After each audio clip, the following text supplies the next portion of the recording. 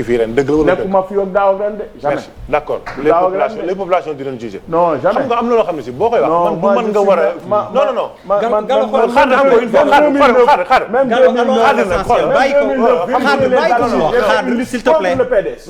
même 2009 dans ma commune non. xam nga damay wax ci télé dañ lay tontu ci télé. 2009 j'ai fait une liste ànd defar gars yi allez vérifier vous êtes des journalistes d'investigation. J'ai fait une liste ànd defar gars yi contre la liste du PDS qui m'a battu par 200 voix.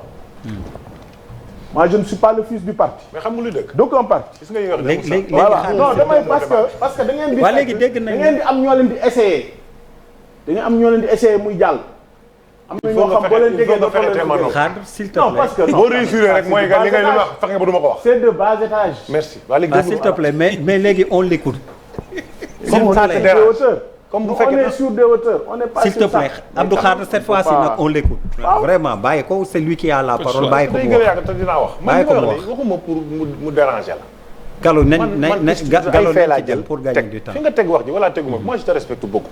waxi ma noonu mais comme da nga wax may joxe exemple rek xam nga li nga wax léegi da ngaa junj tuddoo tur parce que boo nee diw dafa saaga ay moromu politicien xëy suba bëgg ñu ànd ak ñoom nga def la même chose yow saaga woo certes waaye da ngaa féetewoon boor bii après demaat ci waaw mais waay yooyu bravo comme assumé nga ko nag amul pexe comme c'est assumé y a pas de problème. nga ci dellu si. comme c'est si la répétition est pédagogique. Gallo nañ avancé ci loolu s'il te plaît.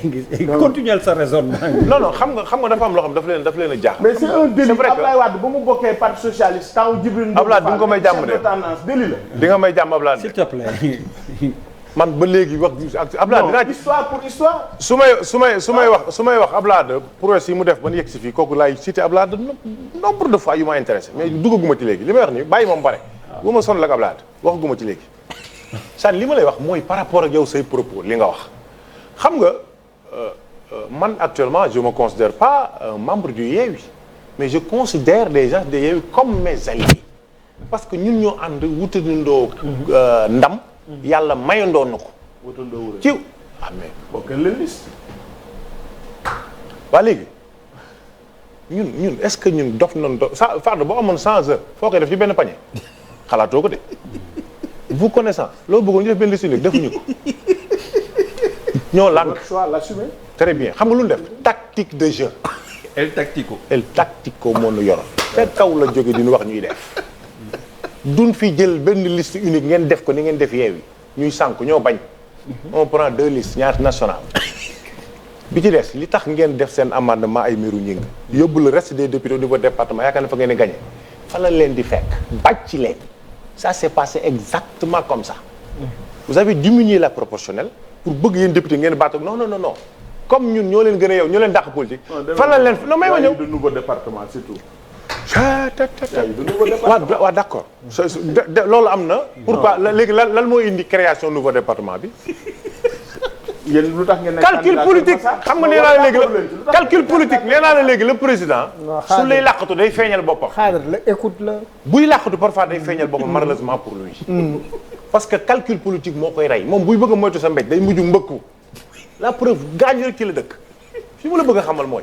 tactique bi ñu utilisé moo leen dérange xam nga lan c'est parallèle aux propos du président de la République qui devait réduire l'opposition à sa plus simple expression xam nga l'État a des oreilles moo tax mooy profité di remercier les leaders de l'intercoalition parce que c'est sûr et certain que 5 jours ou 10 jours avant bu fekkoon am ngeen idée boobu am ngeen Macky Sall amul argument pour gagner des élections il a des instruments pour truquer des élections c'est la réalité bu fekkoon ne xam ngeen ko xëy na ngeen dugg ci guuta boo xam ne si liste bi Abdoulaye Wade bokk ak yeneen nawle opposition mën nañ koo rey de la liste indi fa ay remplaçant mu indi beneen affaire sachant ça moo tax ñu ni ñen nan dem dóorante ko liste nationale lan dafa am ñu xool nun koy def mais au niveau des départements qu'on réfléchisse population bi jox nañu benn signal mooy que ni à Kébémer wala par exemple non Kébémer dañ ko gagné waxuma feneen fa xam ne si que ni la Benno Bokk Yaakaar gagné na fa mais ñun on réfléchit ñu si am na état-major politique on se dit mais attends le Yewwi et le Wallu bu ñu àndee dañuy gagné Benno Bokk Yaakaar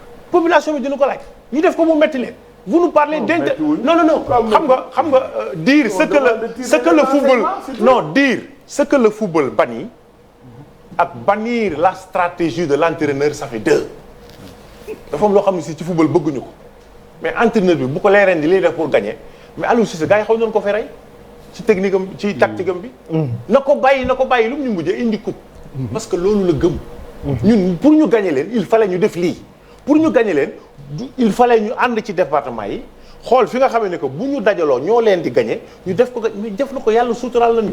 Pourquoi parler de l'interdiction de l'intercoalition l'arsenal juridique reconnaître ko ça c'est pas un problème. parce que le problème du caaginu intercoalition au niveau de l'Assemblée nationale le problème mooy les députés qui composent la liste Wallu et les députés qui composent la liste Yewwi ëpp doole Assemblée nationale. C'était ça l'objectif.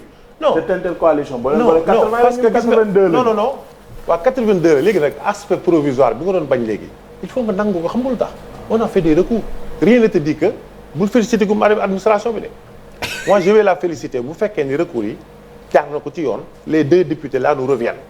te loolu moom sa bëgg-bëgg ngay féliciter ni doxal yoon laay wax du question bëgg-bëgg parce que bu dee bëgg-bëgg rek yow sa bëgg-bëgg moo la fi teg parce que bëgg-bëgg mooy tax nag nit soutenir nit tey bu soobee mu soutenir keneen parce que bëgg-bëgg la jiital kon bëgg-bëgg bu ma ko xañ c'est la même chose xam nga moo tax mënuñu bañ a dugg fi lay naqari parce que loolu nga may jox. non man mënu ma naqari. non.